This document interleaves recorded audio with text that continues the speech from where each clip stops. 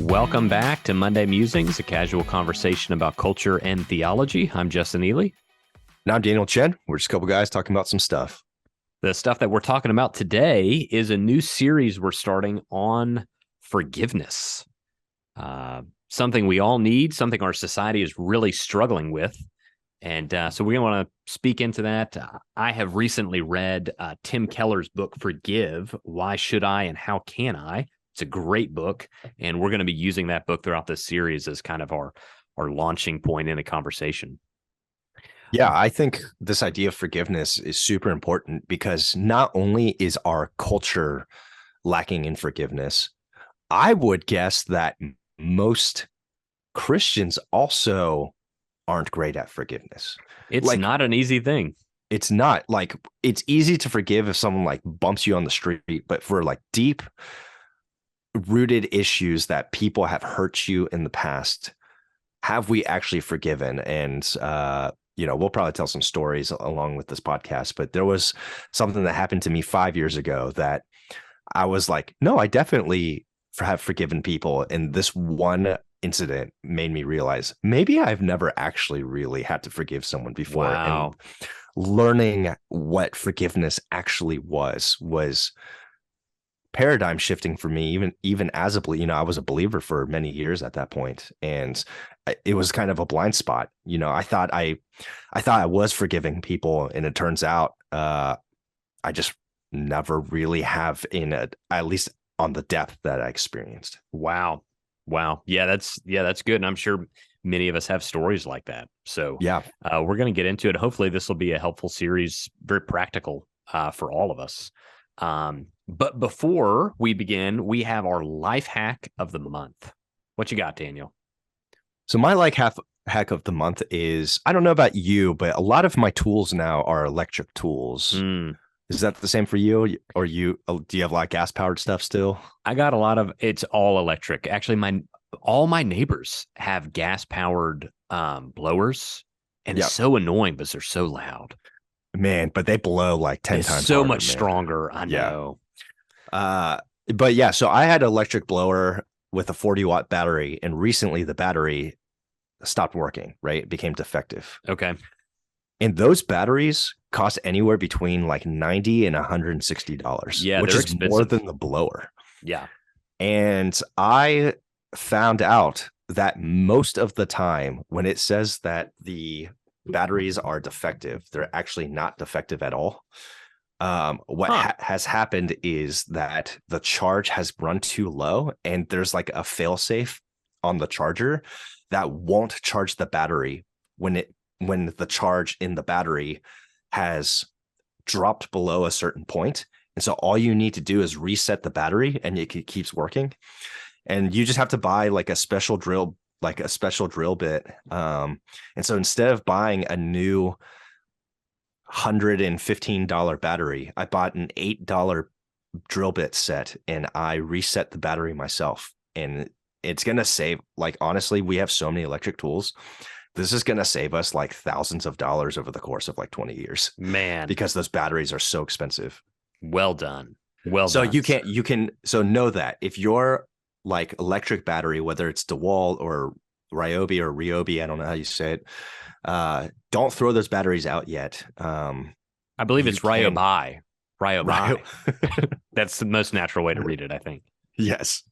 Don't throw those batteries out. Most likely you can resurrect those. Man, that's a good life hack. Yeah. What about you? Mine's not as good, but it actually might change your life even more than that. I had lunch with my old pastor, mentor, boss, the one and only Mark Danzy last week, and had a great time. And he shared something that he got from someone else that has really impacted him. He was advised to come up with a list of 20 people that they breathe life into you when you're around them. They make you better. They encourage you. They challenge you. And it can be different walks of life, professional people, friends, spiritual mentors, different types. And make a decision to be with all 20 of those people 2 to 3 times a year,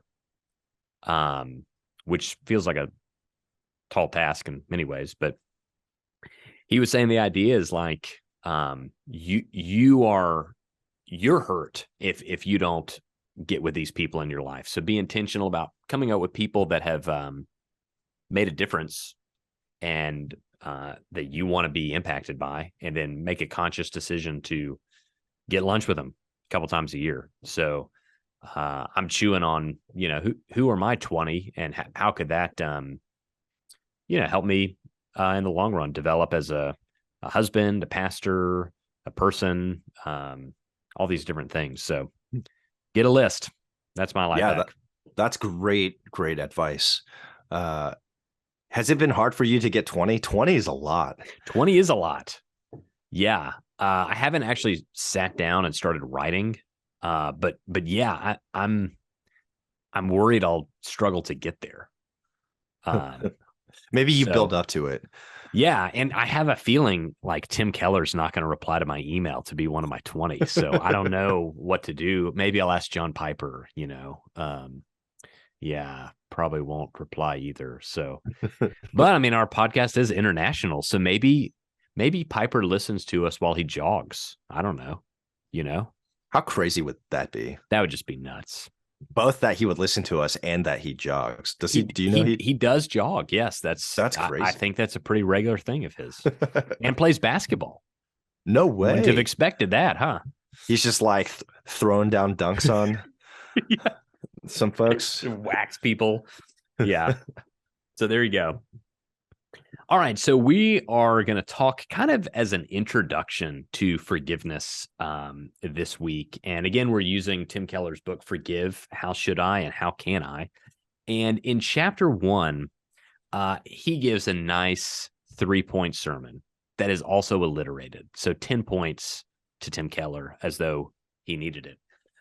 He talks about the difficulty of forgiveness, the definition of forgiveness, and the dimensions of forgiveness. And so as kind of an introductory week, I want us to talk about those 3 things.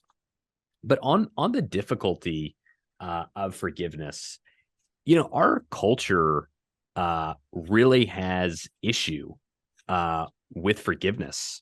And maybe like, I don't know, a generation before, like forgiveness would have been probably encouraged, like seen as a positive thing, but not so much in our culture today, right?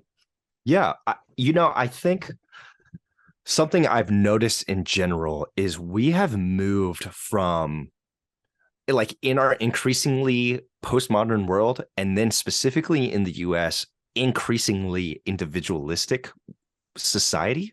Mm-hmm. We have stopped asking the question, what laws as a whole, or what particular actions as an individual does my actions have that impact society for better or for worse?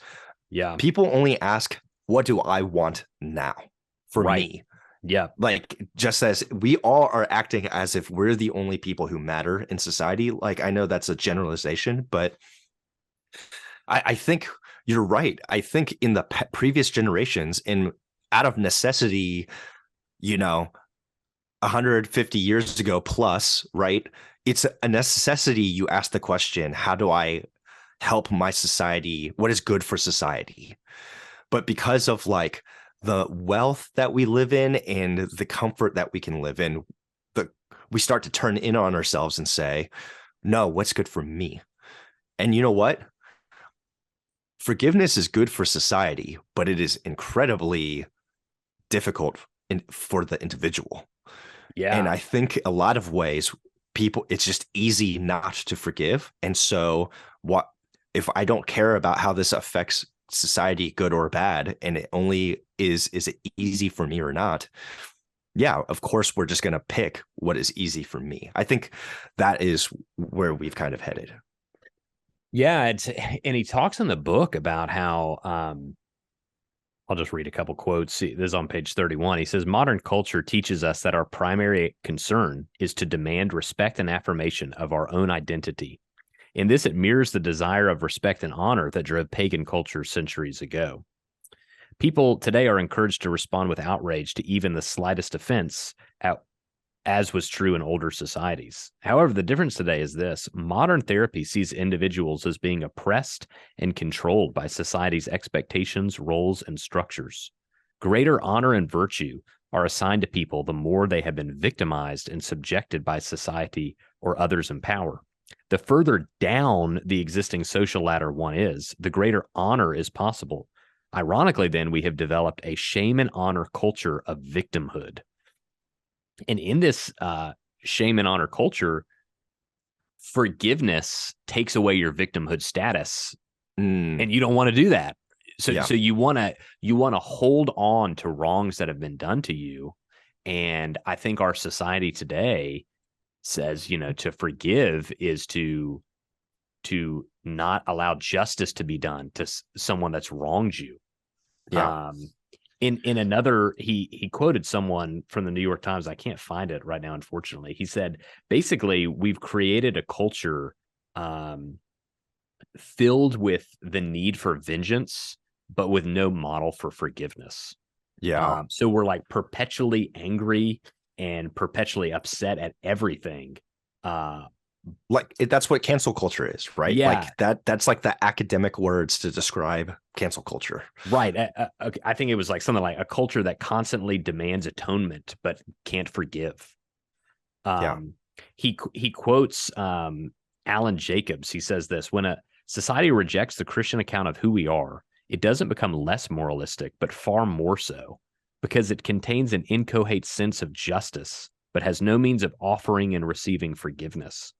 The great moral crisis of our time, as many of my fellow Christians believe, is not, as many of my fellow Christians believe, sexual licentiousness, but rather vindictiveness. Social media serve as crack for moralists. There's no high like the high you get from punishing malefactors. But like every addition, this one suffers from the inexorable law of diminishing returns. The mania for punishment will therefore get worse before it gets better. Yeah. Yikes, just always punishing, always needing to, own people and get vindication rather than seeking forgiveness. That's the difficulty our society has. Yeah. And I even think too, this is reminding me of kind of the importance of, we like to talk about things, even like forgiveness, as if it's in a vacuum, but it's not, right? Because the outworking of forgiveness is an outworking of whatever our foundational beliefs about people are, right? And ourselves. Yeah. And so, for example, like the biblical model, we keep saying this as we talk about social issues on this podcast, but it starts with the Imago Dei, right? Mm-hmm. If you believe people are made in the image of God, and that is the foundation of who you are and where you get your identity and value, you can arrive at forgiveness. But what you read earlier about being that victimhood status as being like the honor shame, that's what happens, when people throw out terms like social Marxism, this is what they're talking about, where you've replaced the Imago Dei with a oppressor-oppressed foundation about how you view yourself and people, right? Yep. And it's important to not even say, do I forgive, but what is my foundation in how I view myself and others?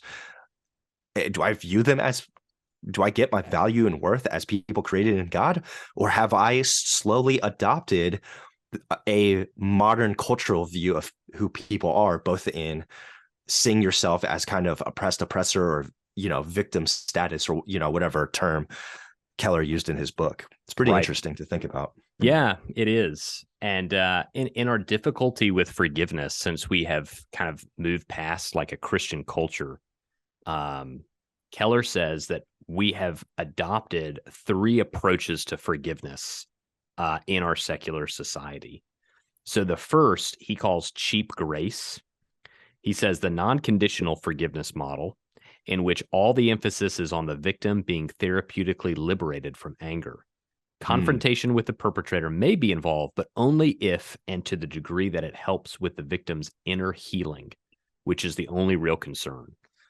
So this one, I think we see this a lot in society, right? The main emphasis is, what do you need as the one who's been wronged for your own to sleep well at night? And that is certainly a legitimate aspect of forgiveness, no doubt. But it seems like in many places, that's what we've reduced it to. Right. Yeah, I think maybe correct but incomplete would be kind of like Sure. a category we could put that in. Yeah.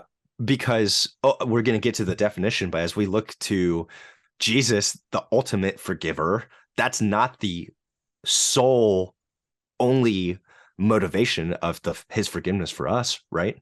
Right. And so that's why it's cheap grace, because there is some grace there, right? But it's not the whole grace. It's right? mainly just me centered. It's not really about society's good, the community around me.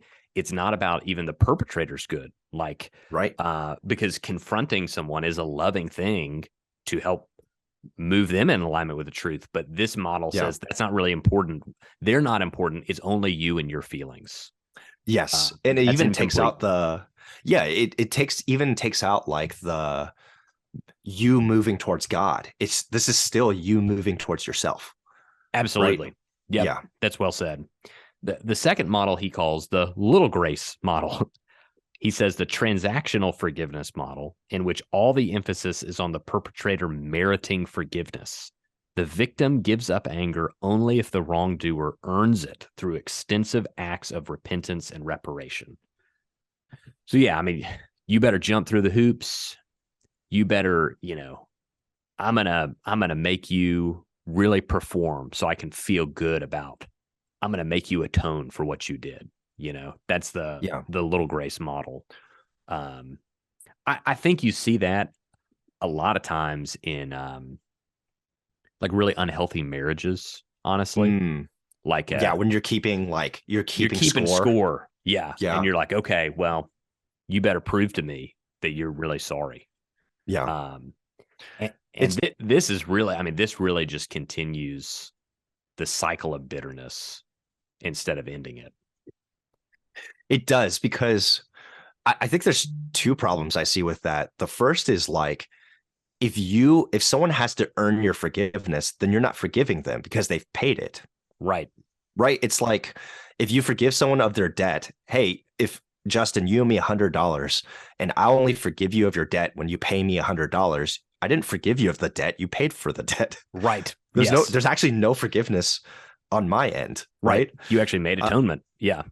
Yeah. So there's no forgiveness at all there.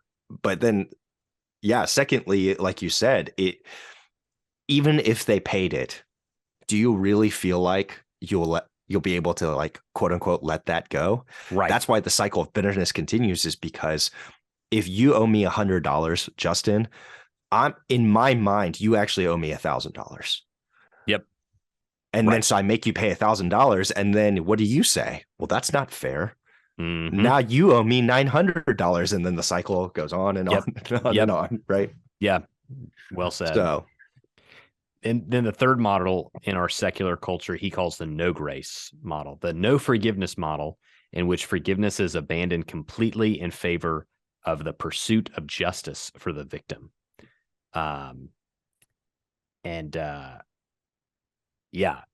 It's what we see a lot. You can never. It's cancel culture. There's never a new hope. There's never a second chance. You're dead to me. You're done. We're through. Right.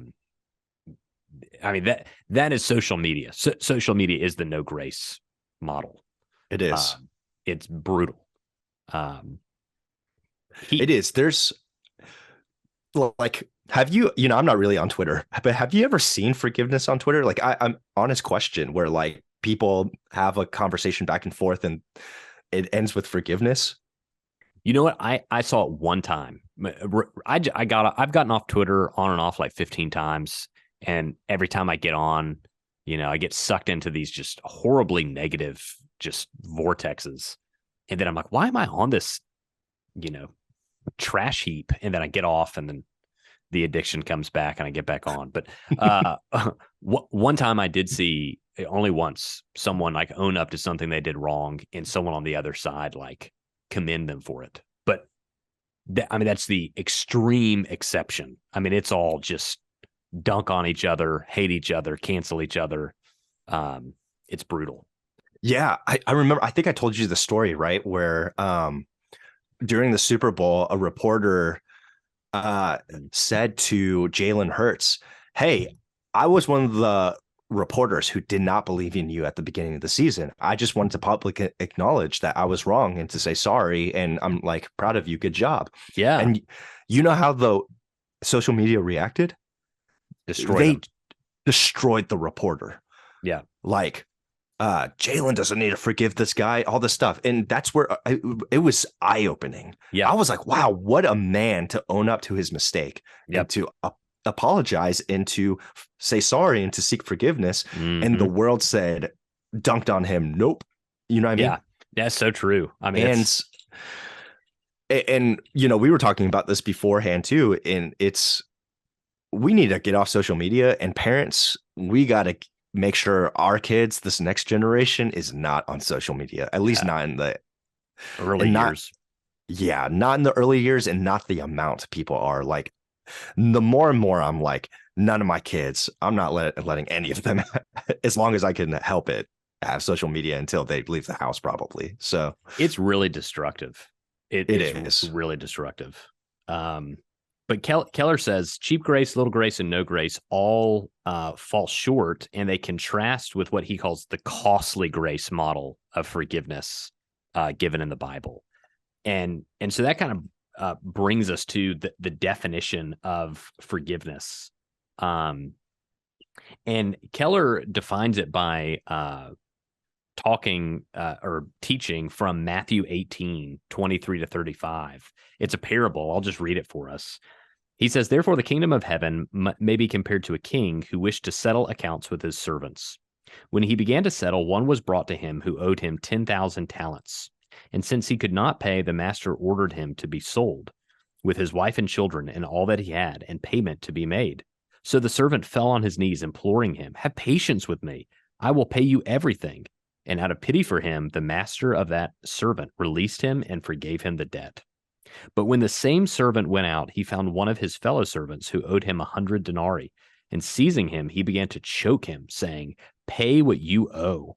So his fellow servant fell down and pleaded with him, 'Have patience with me, and I will pay you.' He refused and went and put him in prison until he should pay the debt. When his fellow servants saw what had taken place, they were greatly distressed, and they went and reported to their master all that had taken place. Then his master summoned him and said to him, 'You wicked servant, I forgave you all that debt because you pleaded with me. And should not you have had mercy on your fellow servant as I had mercy on you?' And in anger, his master delivered him to the jailers until he should pay all his debt. And Jesus said, 'So also my heavenly Father will do to every one of you if you do not forgive your brother from your heart.'" And Keller uses that story to kind of give a four-part uh, definition of forgiveness. He said, in the person of the king, so the first king is representative of God, right? God does four things. He brought the man before him. He took pity on him, forgave him the debt, and released him.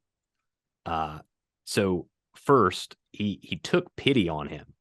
Well, first, he brought him to him. So he said the actual debt was named. Keller says forgiveness starts with truth telling, with exposure rather than cover up of excuses or half truths. I think this is so important. Most people miss this, right? Most people assume forgiveness means to just kind of let it go, to just forget about it, to, just that wasn't a big deal. That's not how forgiveness started, right? He says he brings the man before him. He names the debt. And I think doing this in forgiveness is so important. You got to name, this is how you wronged me. Yeah. And be truthful about that. That's where it starts. Yeah. And I think most people that aren't very confrontational avoid that entirely. Yes. Because if you don't do that, you're not forgiving. You think you're forgiving, but you're sweeping it under the rug. And that's worse because the stuff under the rug doesn't go away. It will come out eventually. And you think you have forgiven, but really it's still there. And I Yep. think this is like really informative for if you're the perpetrator too. Something we teach our kids is you can't just say sorry. You have to say sorry for something specific you did. Sorry Right. for pushing you down. I Yeah. know that hurts you, right? Yep. And so naming the debt, yeah, very good. So important. So that's step one. That's part of the definition. So truth telling. He brought him. Second, the king took pity on him in verse 27. And Keller says to have pity on somebody who has wronged you means you deliberately do the internal work of understanding the perpetrator's situation, the perpetrator's vulnerability. That's not a natural thing to do. Your heart wants to concentrate only on how bad the wrongdoer is and how much he deserves to suffer. But the king, representing God, thinks of the perpetrator not just as a villain, but as a human being with his own fears and griefs. Man, gosh, that's so good. This is so often uh, we don't do it. I mean, that takes that takes so much work to. Again, you talked about the Imago Dei, like Yeah. treating the person who wronged you as a human, not just a demon. Yeah. The king took pity on him. That is a key part of forgiveness. That we don't like to do that. Yeah. And to see the whole of the person and not just define them by that one action. It's really difficult. Yeah, yeah.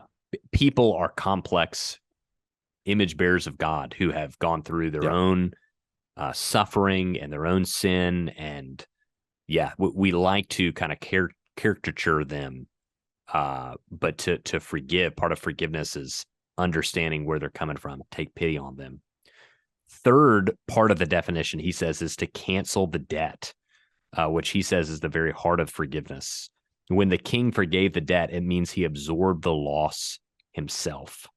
If I take a loan from someone and then say I can't pay it back, and the creditor forgives my debt, that means she absorbs the loss.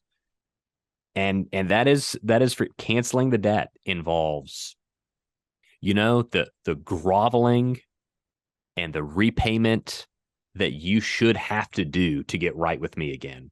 I'm going to choose to just cancel that. Yeah. That is a conscious choice of the will to, I'm not going to make you repay. And in that sense, I'm absorbing the debt myself. I'm paying in a sense by Yeah. not making you pay. And I'm absorbing whatever you did to me. I'm saying it's not going to count against you. Which is so hard because we want, we want to get even. Yeah. But forgiveness is not about getting even. Yeah. Yeah, I've always heard it as forgiveness always comes at a cost. Yes. Right. It's never, yeah, and it always comes at the cost of the one forgiving. Yes. Right. You're absorbing the debt. And, and I think this is a good way if you're ever asking, how do I know? How do I know I've forgiven someone? I think an easy litmus test is, do you still think that the person who wronged you owes you a cost? Yep. Because if the answer is yes, maybe you haven't forgiven them. But if the answer is no, maybe you have. Yep. Right. I think it's a good litmus test to ask yourself. Yep. Do you still hold something against them where they owe you something? So true. So true. Or have you actually, like Keller said, like incurred that cost for yourself? You absorbed the cost. Yep. For yourself. And that kind of brings us to the fourth part of the definition. He says the king let him go in verse 27. And he says that means the relationship between the man and the king was restored. The man was no longer a debtor and violator of the king's trust, but a citizen and servant again. So kind of, yeah, have you let the person go? I mean, are you good? Or are they someone that you continue to, in your heart, demand payment from? Yep. It's really key. So 4-part, you bring them to you, you state the offense, you tell the truth, you take pity, you see them as a human, not just a demon who wronged you. 3, you cancel the debt, you absorb the cost yourself. And 4, you let them go. If possible, the relationship is restored. You don't hang over them their crime, their wrong to you, and force them to pay it for the rest of your life. So that's kind of the definition of forgiveness. Um, and then finally, he gives the dimensions of forgiveness. And I think this is really helpful. There are really three. The first is the vertical dimension of forgiveness, and that is God forgives us. And if we repent and receive his forgiveness, we get a new identity as children of God. I think that's important to start there, because until we really think about how much God has forgiven us, and like if God played the get even card with us, where we would be, Yeah. man, when you really reflect on your own sinfulness and what a perfect God has done to forgive you through Christ dying on the cross, that's hard to it's hard to withhold it from other people, because they, quote, don't deserve it. Oh, you didn't deserve it either, you know? So that vertical dimension really is where it all begins, and really where the power to forgive others happens. The second he calls the internal or inward dimension, and that's you. If you internally forgive others, you can then seek reconciliation and justice. Yeah. And then the third he calls the horizontal or outward dimension. If the wrongdoer repents and receives your forgiveness, then you have a new relationship. And I think it's interesting because he is separating internal forgiveness from horizontal or outward forgiveness, because the reality of it is, sometimes the wrongdoer is never going to repent. Right. And that may mean that you can never have a restored relationship with that person.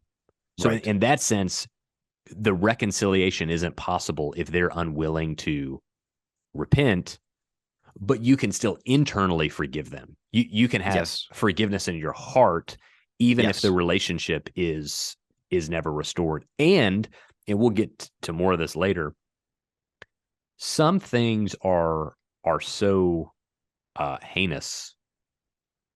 I mean, think about if you were sexually abused by a family member when you were a child. Some things are just so awful that it may never be possible to have the same kind of relationship you did with that person before the offense was committed. Sometimes horizontal reconciliation, there are limits to just how far you can go in a restored relationship, like it was before. Sure. But you can experience internal forgiveness for that person. Yeah. Even if the relationship doesn't come back to its previous status. Right. And that's why, the term forgive and forget isn't always helpful, right? Because you can forgive without forgetting, because, for example, you use the example of sexual abuse. If that happens, you should not continually let your abuser come back and back and back because you've quote unquote forgotten. No, you can forgive, but that doesn't mean you keep putting yourself in a position to be abused again. You don't forget those things. And I think something else too that's interesting with the internal side is when you don't forgive someone, the only person you hurt is yourself. Yeah. Like the inner turmoil that you have, the anger that you have, or whatever the unforgiveness is doing in your heart, it'll eat you up. And it's not like, the turmoil that you internally feel, it's not like they can feel that too. You know what I mean? It's not like you've like ESP transferred it to them. It's like the only person you're hurting is yourself, So true. But I love that it starts with God. And that was actually, Matthew 18. And then that advice was actually how, at the beginning of the podcast, I was able to forgive this person because I was definitely the servant that was forgiven by God and refused to forgive this guy. And I was like, no matter how I tried to paint that picture, I was like, I am this servant. And that's what the Holy Spirit used to convict me to actually forgive. But also that idea that how can we do anything in righteousness through Christ, right? Yeah. And that's why that vertical dimension is so important, because if we try to will it within ourselves, ultimately, how can we? You can't. Yeah, it's only as an outflow of the forgiveness that we have already gotten. And so it's so interesting. The first step into forgiving someone else when they've wronged you is to go to God and receive forgiveness for the sins you've had first. Yeah. That's the motivation. That is the way we can understand how do we forgive this other person from what they've done to me. Yeah. That's a good word. So we're going to continue this conversation for a few weeks. It'll be a multi-part series on forgiveness, but I'd really encourage you to get the book. It's shorter and really timely. I mean, he really speaks into our cultural moment with our struggle for forgiveness. So any, difficulty of forgiveness, definition of forgiveness, and dimensions of forgiveness. Any closing thoughts, Daniel? Yeah, I think this is, if we learn how to do this, think about what this would do, one, for your spiritual life, Mm-hmm. two, what it would do for our society if we all did this, and three, to your own personal relationships, whether it's with your spouse or with your kids or, with a friend or a coworker or whatever it is. Man, I just think there's so many practical implications to So this. true. And I would advise, as you listen to this podcast, take a deep look in your own heart and to say, have I actually done this? Or So to the true. extent that the Bible tells me to do this? Yeah. Because man, I was blindsided. Like I said, like 5 or 6 years ago. And I thought I was great at forgiving. And it turns out I had a lot to learn. Yeah. Yeah. That's a good word. Yeah. In the introduction of the book, he talks about Bishop Desmond Tutu in South Africa and how he promoted kind of a forgiveness culture coming out of apartheid and found a way to, instead of just punishing people, allow people to admit the crimes they had committed and work through a process of restoration and give people the chance to express forgiveness, and just how healing that was. And, we just need forgiveness. We need forgiveness as individuals. We need to extend forgiveness. Our society needs forgiveness. And it's something incredibly lacking. So we hope the next few weeks will be helpful. And we'll talk to you next time as we continue. Oh, I just had we're one not more done thought. yet. Oh, yes, sorry. we're not done. It's something we've talked about, but I'm not sure our listeners know. If you're wondering this whole time, but what about justice? Because we didn't really talk about that today. Yes. What this whole book is about, and our series is going to be about, forgiveness does not mean you ignore justice. And so that's coming. Yep. So I think I just wanted to say that. Great teaser. But what about? Yes, great teaser. So we'll be back talking more forgiveness next week.